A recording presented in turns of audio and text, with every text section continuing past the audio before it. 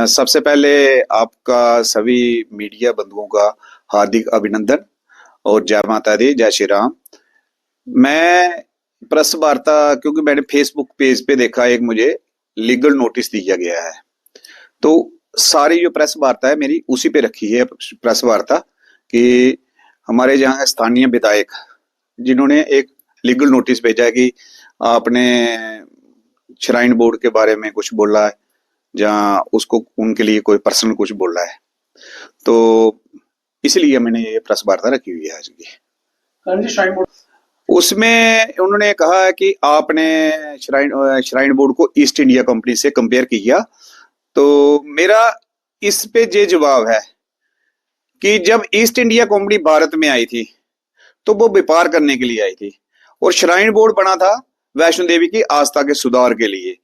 और shrine board की जो नीतियां हैं ईस्ट इंडिया कंपनी की तर्ज पे हैं, जो मैं आपको बिल्कुल फैक्ट के साथ प्रमाण कर सकता हूं। देखिए, श्राइन बोर्ड जब बना तो श्राइन बोर्ड ने सबसे पहला काम किया कि वैष्णो देवी की जो प्राचीन गुफा थी उस गुफा को बंद किया। आस्था के साथ सबसे बड़ा खिलवाड़ तो शुरुआत में ही वही किया। क्या आपने 800 साल 700 साल पीछे मुगलों का राज देखा, 200 साल जो अंग्रेजों का शासन देखा।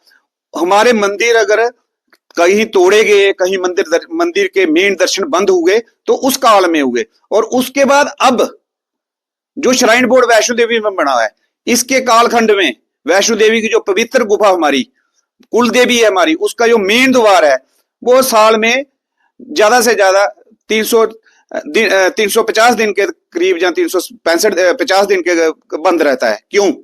इसका मतलब है श्राइन बोर्ड आस्था के साथ खिलवाड़ कर रहा है। एक पॉइंट ये है। दूसरा, ये गुंडोला जो रो बेल गा रहा है श्राइन बोर्ड।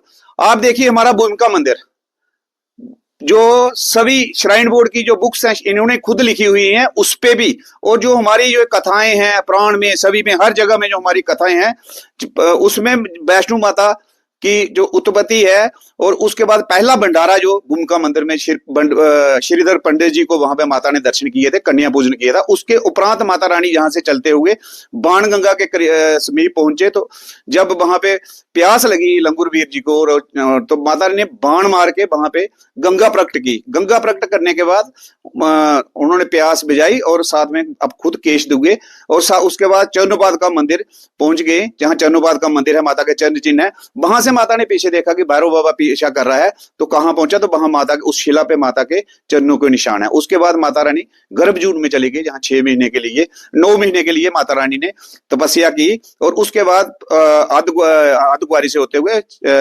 शादीशत से होते हुए, हाथी मत्थे से होते हुए जाके भवन पे जाके भैरव के साथ युद्ध हुआ, और भैरव का जब वहां पे शीश काटा गया तो उसका दड़ है जो हमारी पुरानी गुफा है, उस गुफा के द्वार पे पड़ा हुआ है, और हर जगह लिखा हुआ है कि जब तक आप उस भैरव के दड़ से आदमी यात्री अंदर नहीं जाता उसकी यात्रा सफल नहीं होती।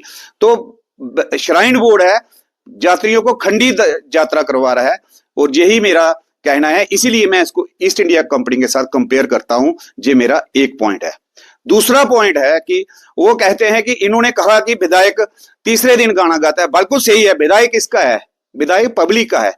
पब्लिक कटरा में है, तारागोड़ में कोई पब्लिक नहीं है, पब्लिक कटरा में है, और विधायक चुना गया है हमारा हिंदू आस्था पे, जिसको ठेकेदारी लेके चलता है उस पे भी।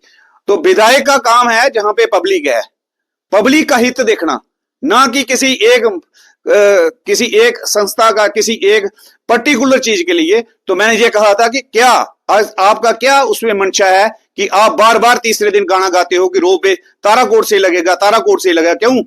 आप भी उस आस्था के साथ खिलवाड़ करने के लिए राजी हो, तो उसमें आपका कोई न कोई हित है। और जो हमने पब्लिक में सुना था, पब्लिक में, हम पब्लिक डोमेन में है जे कि कहीं न कहीं उनका कुछ वहां पे कुछ तो कुछ है ही है, तभी तो वो रोज तीसरे दिन कह रहे हैं। नहीं तो एक साइड पब्लिक है, विधायक के लिए पब्लिक जरूरी है ना, तो उसके लिए एक साइड पब्लिक है।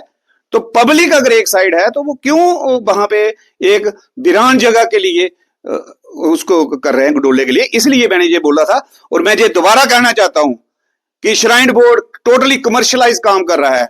आप देखिए, भवन पे चले जाइए, कोई गरीब आदमी लाइन पे लगा है, जब भवन पे पहुंचता है तो आरती का टाइम हो जाता है, तो उसकी खुशकिस्मती होती है।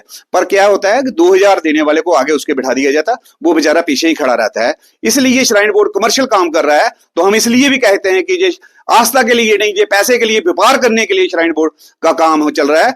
आरती 2000 से लेके 1,51,000 तक, 51,000 तक माता की आरती के पैसे लिए जाते हैं। कौन से? सनातन धर्म में माता रानी की आरती के लिए पैसे लिए जा रहे हैं। अर्धकुंवारी आरती के लिए भी अभी सुना मैंने कि 2 महीने से, 1.5 महीने से इन्होंने दोबारा पैसे शुरू किए हैं, वो 300 से शुरू किया हुआ है। और जो बैटरी कार अर्धकुंवारी से भवन पे के लिए लगाई गई है, उसका 400, 450 के 500 के करीब किराया है 5 किलोमीटर जगह का।